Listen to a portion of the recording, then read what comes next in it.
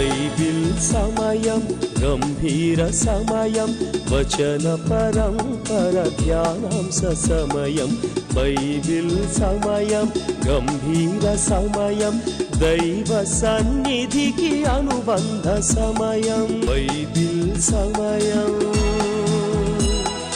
Bible సమయం Bible సమయం Bible సమయం. ఈరోజు ఈ కార్యక్రమాన్ని నిర్వహించడానికి సహాయపడిన ప్రియులకు యేసు అనుచరులు అందరము కలిసి హృదయపూర్వక వందనాలు చెల్లిస్తున్నాం.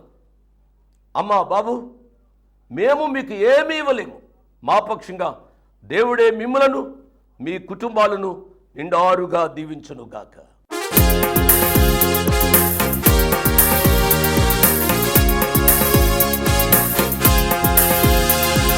సామ్రాజ్యాల చరిత్ర ప్రవచన గ్రంథం, దానియేలు ప్రవక్త భవిష్య జ్ఞానం, రాజీలేని విశ్వాసికి మనుగడ జీవం, సత్యదేవుని భద్రత మనకు క్షేమాధారం. దానియేలు గ్రంథం, దానియేలు గ్రంథం, దానియేలు గ్రంథం, దానియేలు గ్రంథం.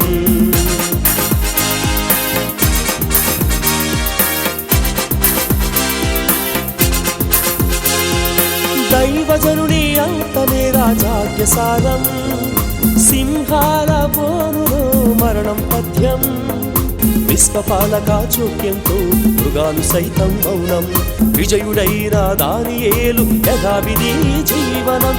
దానియేలు గ్రంథం, దానియేలు గ్రంథం.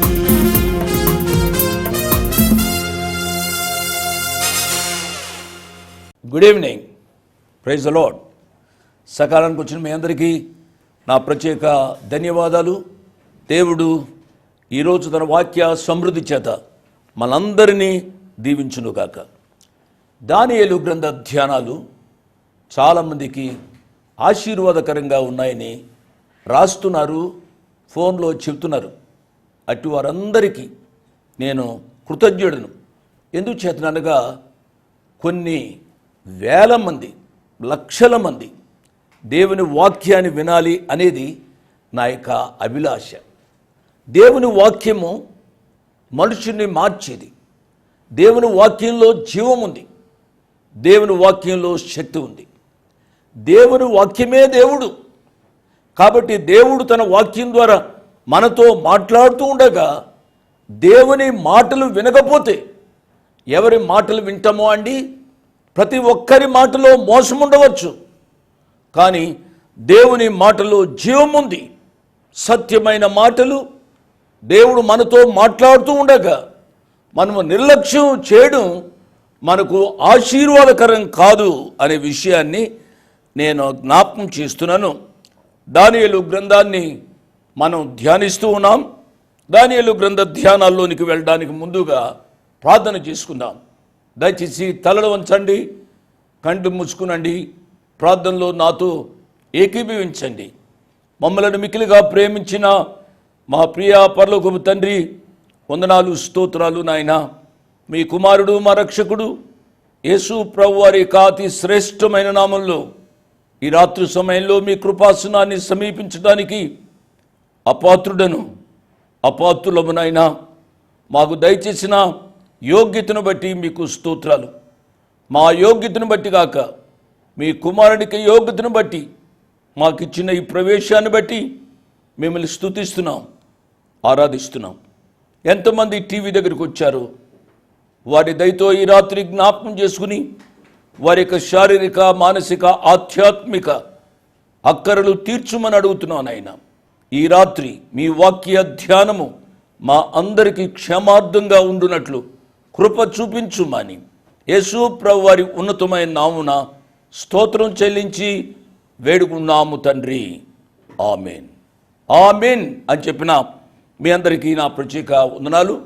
ఒక ప్రకటన చేయాలని నేను ఆశపడుతున్నాను. యేసు అనుచరులంగా మేము ప్రార్థన చేస్తూ ఉన్నాం. ప్రార్థన చేస్తూ ఉన్నప్పుడు ఈ సంవత్సరం క్యాలెండర్ను ప్రభువారు బయలుపరిచారు. సంవత్సరం విడిచిపెట్టి మరొక సంవత్సరం క్యాలెండర్లు వేయించడం యేసు అనుచరుల ఆనవాయితీగా వస్తోంది. 2012వ సంవత్సరంలో వేశాము, 2013వ సంవత్సరం వేయలేదు, 2014వ సంవత్సరంలో వేస్తూ ఉన్నాం. 2014వ సంవత్సరంలో వేయాలి అన్నప్పుడు నేను ప్రార్థన చేస్తూ ఉన్నాను. ప్రార్థన చేస్తూ ఉండగా ప్రభు ఇచ్చిన తలంపు ఏమిటి అనగా, సొలొమోను రాజు రాసిన గ్రంథాల మీద నుండి ఒక క్యాలెండర్ వేయాలని నేను ఆశపడ్డాను, ప్రార్థించాను. ప్రభువారు దానికి తగిన పటాలు ఇచ్చారు, వాక్యాన్ని ఇచ్చారు, క్యాలెండర్ ప్రింట్ చేశాం. ఆ క్యాలెండరు మీ మధ్యకు రాబోతుంది. ఒక క్యాలెండర్ విలువ 40 రూపాయలు. అయ్యి బాబాయ్, 40 రూపాయలు అని మీరు అనుకుంటున్నారా? 30 రూపాయలకి ఇచ్చేవారు ఉన్నారు, 20 రూపాయలకి ఇచ్చేవారు ఉన్నారు. ఒక విషయాన్ని మీరు గమనించండి. నా ప్రియ తమ్ముళ్ళు, నా ప్రియ చెల్లెండ్రు, నా ప్రియ బిడ్డలారా, జాగ్రత్తగా వినాలి. వారికి సంఘాలు ఉన్నాయి. సంఘాలలో లక్షల కొలది ప్రింట్ చేయడానికి అవకాశం ఉంది. ఎన్ని ఎక్కువ ప్రింట్ చేస్తే అంత తక్కువ ఖర్చు అవుతుంది. ఎవరైనా మీకు తక్కువగా ఇస్తున్నారు అని అంటే వారు ఎక్కువగా ప్రింట్ చేశారు అని మీరు అనుకోవాలి. మాకు సంఘాలు లేవు, ఉన్నవారు మీరే. అంటే మీరు మా పోషకులు కాబట్టి మీ మధ్యకు ఈ క్యాలెండర్ని ఒక ఆధ్యాత్మిక తండ్రిగా, అన్నగా నేను పంపిస్తున్నాను. ఇది మీ ఇళ్లలో ఉండడం మీకు ఆశీర్వాదకరం అనే విషయాన్ని నేను జ్ఞాపకం చేస్తున్నాను. జనవరి నెల నీ కొట్లలో ధాన్యము సమృద్ధిగా ఉండును, నీ గానుగులలో నుండి క్రొత్త ద్రాక్షరసము పైకి పొరలి పారును. సామెతల గ్రంథం 3వ అధ్యాయము 10వ వచనం. ఈ వచనం తెలుగులో వేశాం. ఈనాడు మన బిడ్డలు ఇంగ్లీష్ మీడియంలో చదువుతున్నారు. ఇంగ్లీష్ మీడియంలో చదువుతున్న బిడ్డల యొక్క ప్రయోజనార్థం ఇంగ్లీష్లో కూడా ఈ వచనాన్ని వేశాం.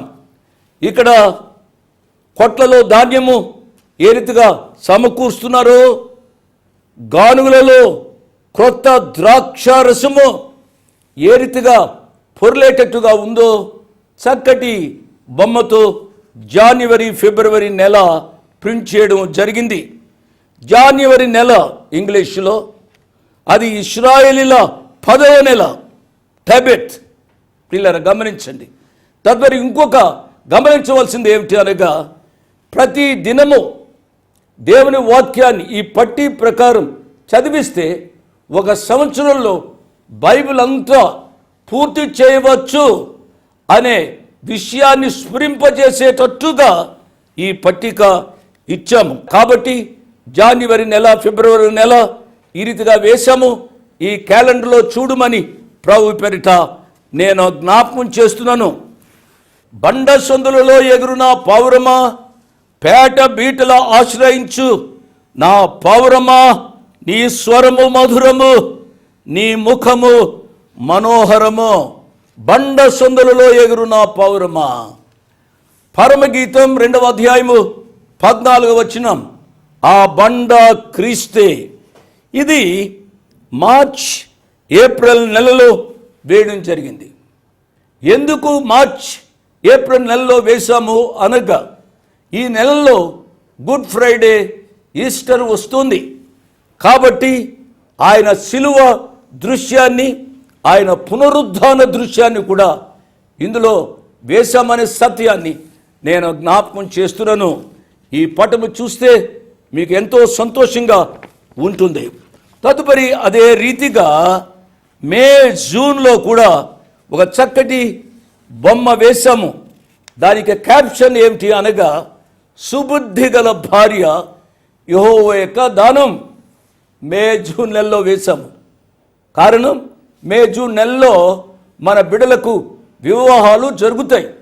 కాబట్టి సుబుద్ధి కలిగిన భార్య యెహోవా యొక్క దానం. At the same time Subuddhi గల భర్త కూడా యెహోవా దానం అని అంటూ డాక్టర్ బిల్లీ గ్రహం తన యొక్క భార్య వివాహమైన రోజున ఉన్న ఫోటో ఇక్కడ వేశాము. దయతో మీరు ఈ యొక్క పటాలు చూడాలని ప్రభు పేరిట నేను జ్ఞాపకం చేస్తూ ఉన్నాను.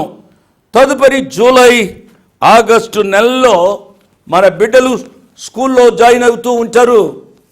కాబట్టి ఈ బిడ్డ యొక్క ఫోటో ఇక్కడ వేయడం జరిగింది. నీ బాల్య దినములందే నీ సృష్టికర్తను స్మరణకు తెచ్చుకొనుము. కాబట్టి ఈ పాప యొక్క మోకాళ్ళ దగ్గర దేవుని యొక్క వాక్యం ఉంది. ఆమె ప్రార్థించినట్టుగా ఈ ఫోటో వేయడం జరిగింది. దయచేసి ఈ యొక్క క్యాలెండర్ను మీరు చూడాలని ప్రభు పేరిట నేను జ్ఞాపకం చేస్తూ ఉన్నాను.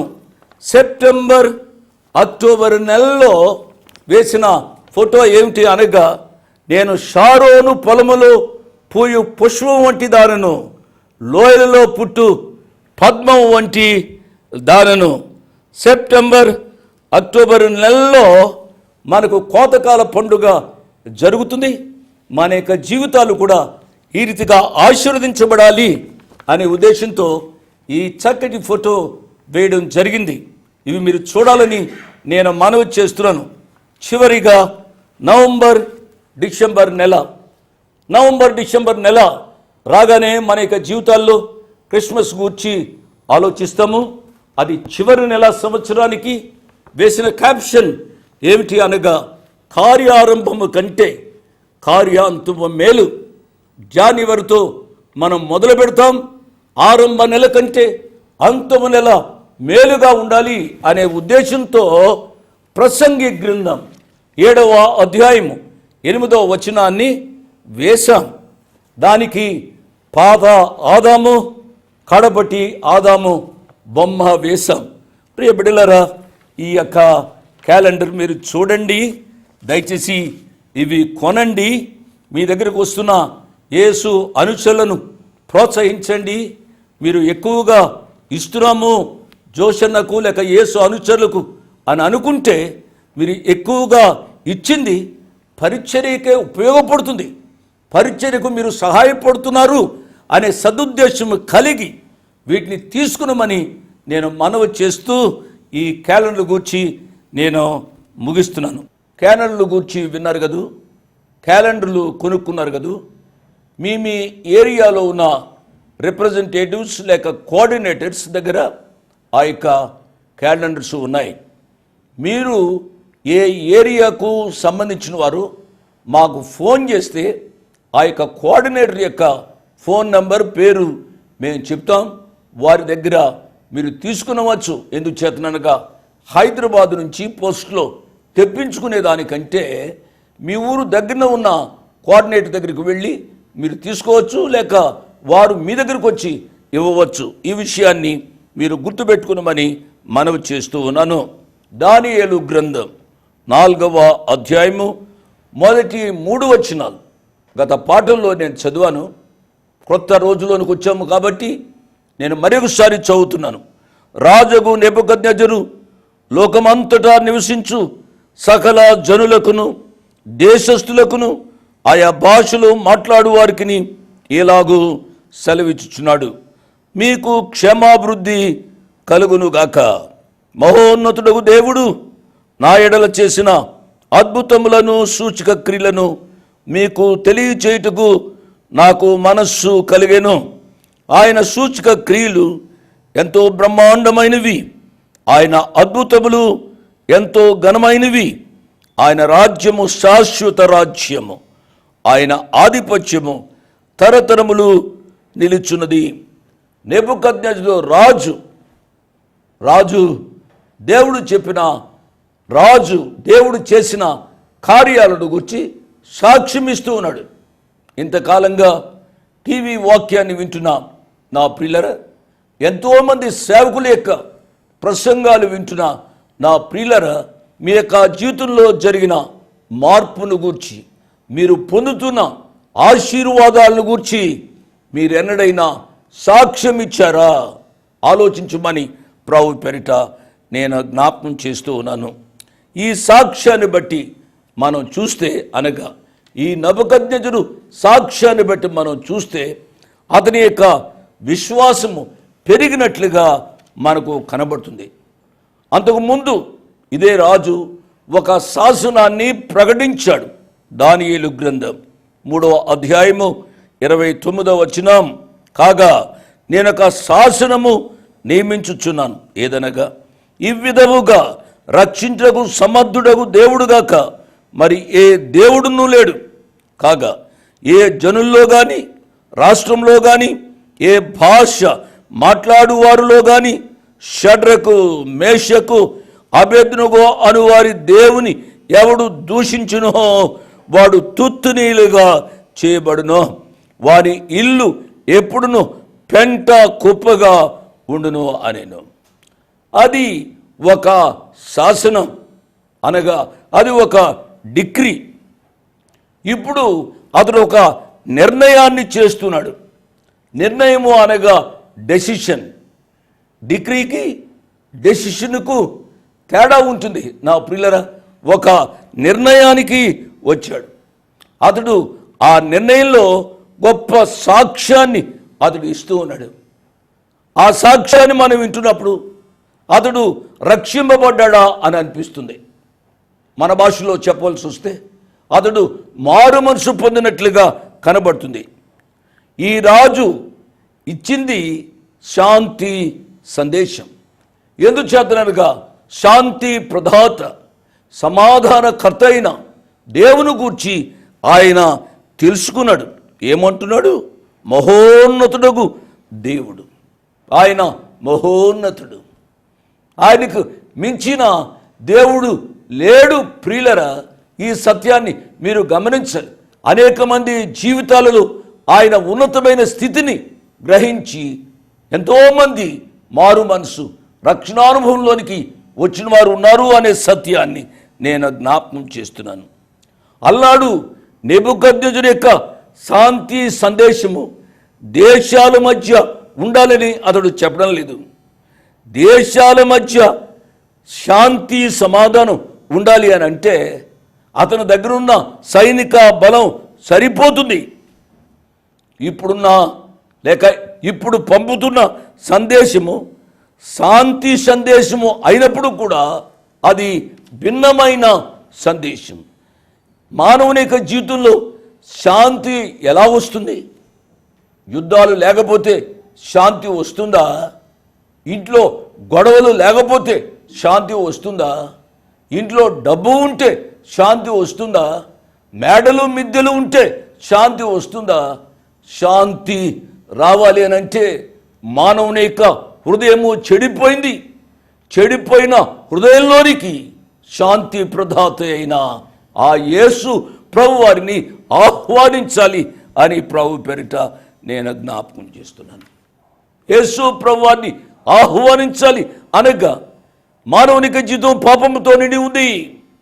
పాపముతో నిండి ఉన్న ఈ హృదయంలోనికి యేసు ప్రభు వారిని ఆహ్వానిస్తే పాపము బయటకు పోతుంది అనే సత్యాన్ని గమనించాలని ప్రభు పేరిట నేను జ్ఞాపకం చేస్తున్నా.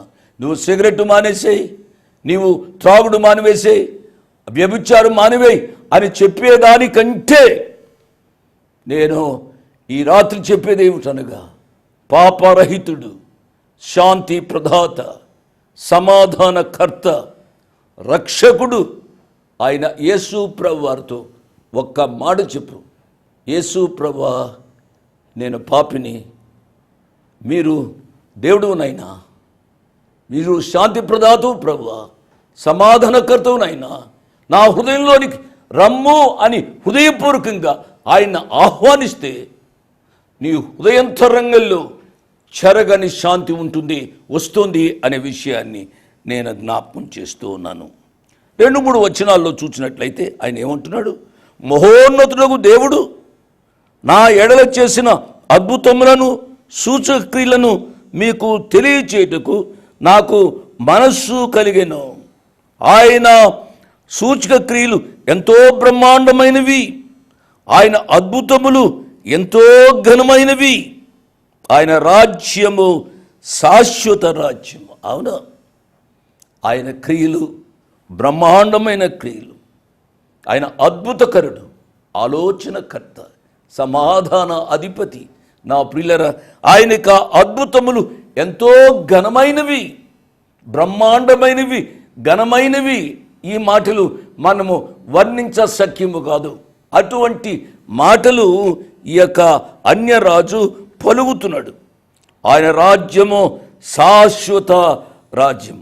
అంటే ఆయన అనేది ఏమిటనగా, ఆయన రాజ్యము శాశ్వత రాజ్యం, నేను పరిపాలించే రాజ్యము అశాశ్వత రాజ్యము అని ఆయన అంగీకరిస్తున్నాడు.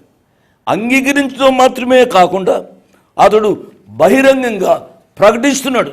అవును, మన యొక్క జీవితాలలో యేసు ప్రభువారిని గురించి సాక్ష్యం చెప్పాలి అని అంటే కొందరు భయపడతారు. ఎందుచేతనగా అది తక్కువ కులస్తుల మతం. ఆయన గురించి చెప్తే మన కూడా తక్కువ కులస్తులు అనుకుంటారేమో అని సిగ్గుపడుతూ ఉంటారు. నా ప్రియులరా, రాజాదిరాజు, మహోన్నతుడు, సర్వాధికారి ఆయన నీకు దేవుడు అవడం నీ యొక్క జీవితంలో గొప్ప అద్భుత కార్యము అనే సత్యాన్ని నేను జ్ఞాపకం చేస్తున్నాను. ఇక్కడ నెబుకద్నెజరు చెప్తున్న విషయాలు మానవ హృదయంలో ఎప్పుడు కలుగుతాయి అనగా, ఆ దేవుని నీ దేవునిగా, ఇంకొక మాటలో చెప్పవలసి వస్తే కొత్త నిబంధన ప్రకారం యేసు ప్రభువాన్ని నీ సొంత రక్షకునిగా అంగీకరించినప్పుడే ఈ దినాలలో ఎక్కడ చూచినా అశాంతి, అసమాధానం, కొట్లాటలు, దౌర్జన్యమే కనబడుతుంది. వీటన్నిటికీ కారణం మానవుని హృదయంలో ఉన్న పాపమే అని గ్రహించాలని మరొకసారి నేను జ్ఞాపకం చేస్తున్నా. ఈ పాపానికి పరిహారం కావాలి. ఇది ఏదో చెప్తే వచ్చే పరిహారం కాదు. ఆ చెప్పిన దానిని రుచి చూడాలి. రుచి చూడాలి అని అంటే నీవు రుచి చూడాలి. నేను రుచి చూచాను, దాని గురించి చెప్తే నీకెట్లా రుచి తెలుస్తుంది? అందుకని దేవుని వాక్యమైన బైబిల్ చెప్పేది ఏమిటనగా, యెహోవా ఉత్తముడని రుచి చూచి తెలుసుకునడి. మంచిది. 4-5 వచనాలు. నెబుకద్నెజరు నేను నా ఇంట విశ్రాంతియు నా నగరమందు క్షేమమును గలవాడునయుండి ఒక కలగంటిని, అది నాకు భయము కలుగు చేసెను. నేను నా పడక మీద పరుండి ఉండగా నా మనసున పుట్టిన తలంపులు నన్ను కలతబెట్టెను. ఈ 4-5 వచనాల్లో నేను అనే మాటలు దరిదాపు 7 పర్యాయాలు వచ్చాయి. మీరు లెక్క పెట్టండి. నేను, నా ఇంట, నా నగరమందు నాకు భయం కలిగింది, నేను, నా పడక మీద నా మనసును పుట్టిన తలంపులు నన్ను కలతబెట్టు. 7 పర్యాయాలు నన్ను, నేను అని తను ఏదో తన్ను తాను కనబరుచుకుంటున్నాడు. ఈ 2 వచనాలు మనం గమనిస్తే నేను, నా అనే బలహీనతను ఆయన బయట పెట్టుకుంటున్నాడు. అతని యొక్క బలహీనతగా మనము చెప్పుకోవాలి. కానీ అది అతని అహం, నేను, నా అంటున్నాడంటే అతని గర్వానికి సూచన. ఈ అహం అనే బలహీనత మనలో చాలామంది కూడా ఉంటుంది. నేను అందగాడిని, నేను మంచి ఉద్యోగస్తుడిని, నాకు ఇల్లు వాకులు ఉన్నాయి, నాకు మేడల మిద్దులు ఉన్నాయి, నాకు కార్లు ఉన్నాయి. నేను అనేది మానవుని యొక్క జీవితంలో పట్టుకుని పీడిస్తూ ఉంది. దీనిని ఈ రాత్రి ప్రభు యొక్క పాదాల దగ్గరకు తీసుకుని రమ్మని ప్రభు పేరిట నేను మనవి చేస్తున్నాను. ప్రభువా, ఇంతవరకు నేను, నా అని నేను గర్విస్తూ వచ్చాను. మీరు దేవుడు అయింది నా కొరకు మిమ్మల్ని మీరు తగ్గించుకున్నారు. ప్రభువా, మీ దీన మనస్సు నాకు అనుగ్రహించు. ఘనత, మహిమ, ప్రభావాలు మీకే కలుగునుగాక, మీకే చెల్లునుగాక అని చెప్పి ఆ ప్రభు యొక్క పాదాల దగ్గర మన అహం వేయాలి అని ప్రభు పేరిట నేను జ్ఞాపకం చేస్తూ ఉన్నాను. ఈయన కలగొంటున్నాడు. నేను కలగంటిని అంటున్నాడు. సాధారణంగా ఈ దినాల్లో చాలామంది కలలు కంటారు. నన్ను కూడా అడుగుతూ ఉంటారు, జోషి అంకుల్ నాకు కళ వచ్చింది, ఆ కలభావం చెప్తారా? నీకు కళ రావడం ఏంటి, నేను కలభావం చెప్పడం ఏంటి? కళలు దర్శనాలు పాత నిబంధన, క్రొత్త నిబంధనలు సంపూర్ణ దేవుని యొక్క వాక్యము ప్రేమ మన మధ్య ఉండగా ఆయన వాక్యం మీద ఆధారపడమని ప్రభు పేరిట నేను మనవి చేస్తూ నన్ను ప్రభు మీద ఆధారపడి ధన్యత కొరకు ప్రార్థించమని మనవి చేస్తూ ముగిస్తున్నాను. దేవుడు మిమ్మల్ని నిండారుగా దీవించునుగాక. ఆమేన్. ఇంతవరకు వాక్యాన్ని విన్నందుకు మీకు నా హృదయపూర్వక వందనాలు. ఒక ప్రత్యేకమైన మనవి చేయడానికి మరొకసారి మీ ముందుకు వస్తున్నాను. అదేమిటి అనగా, ఈ కార్యక్రమాన్ని నిర్వహించడానికి నేను ఎంతో ధైర్యం చేశాను అనే విషయాన్ని జ్ఞాపకం చేస్తున్నాను. డబ్బుండి కార్యక్రమాన్ని ప్రారంభించలేదు. నన్ను రక్షించి ఇంతవరకు పిలిచిన ప్రభు ఉన్నారు అని, తదుపరి విశ్వాసులైన మీరు ఉన్నారు అనే ధైర్యంతో ఈ కార్యక్రమాన్ని కొనసాగిస్తున్నాం. కాబట్టి ఈ కార్యక్రమానికి అయ్యే ఖర్చులో కొంత భాగమైన మీరు భరించాలని మనవి చేస్తున్నాను. ఒకరోజు కార్యక్రమానికి ఎంత ఖర్చు అవుతుందో ఆ విషయాలు మీరు తెలుసుకోవాలంటే దయతో నాకు ఫోన్ చేసి కానీ ఆఫీసుకు ఉత్తరం రాసి కానీ తెలుసుకొని సహాయపడమని ఒక తండ్రిగా, దైవదాసునిగా, అంకులుగా మీకు మనవి చేస్తున్నాను. అడ్రస్ 1-1- మరలా 214/2 1-1-214/2 flat numbers 505 and 506. Flat numbers 505 and 506. Prithvi apartments extension, Prithvi apartments extension, Vivek Nagar, Chikkadpally, Hyderabad 20. దేవుడు మిమ్మల్ని నిండారుగా దీవించునుగాక. ఆమేన్.